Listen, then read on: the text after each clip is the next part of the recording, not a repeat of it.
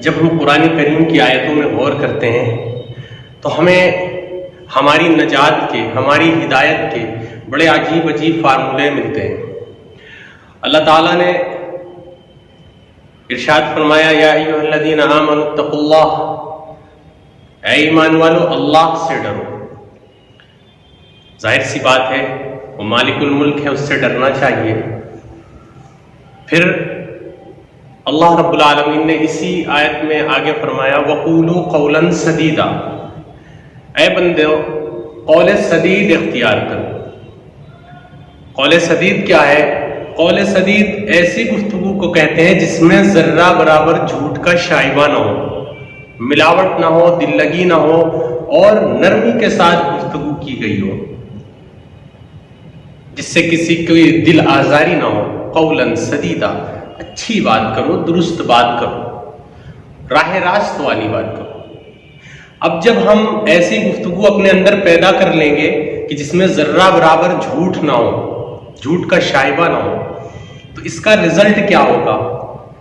ہمارے اندر سب سے بڑی خرابی ہوتی ہے جھوٹ بولنا، اور جب ہم جھوٹ سے اجتناب کریں گے اور اپنی گفتگو کو درست کر لیں گے تو اس کا جو نتیجہ آئے گا، اس کا جو رزلٹ ہوگا وہ آپ دیکھیں۔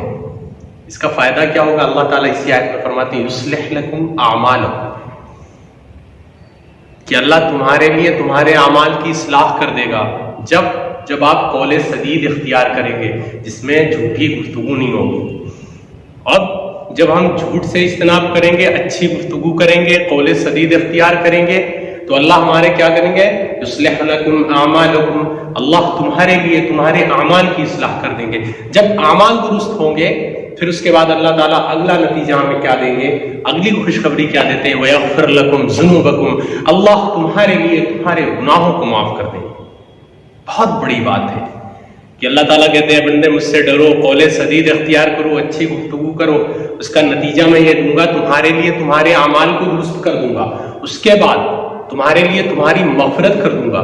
پھر اللہ تعالیٰ فرماتے ہیں، وَمَن يُطِعِ اللَّهَ وَرَسُولَهُ فَقَدْ فَازَ فَوْزًا عَظِيمًا، جو اللہ کی اور رسول اللہ کی اطاعت کرے گا، فقد فاز فوزا عظیما، تو اس کے لیے دنیا و آخرت دارین کی کامیابی ہے، فوز عظیم، بڑی کامیابی ہے۔ ہم کامیابی اس دنیا کے اندر تلاش کرتے ہیں، یہ چند روزہ دنیا ہے، یہ ختم ہو جائے گی، ہم کامیابی یہاں تلاش کرتے ہیں۔ کامیابی تو ہمیں قرآن کریم نے بتائی قول سدید اختیار کرنے میں، اچھی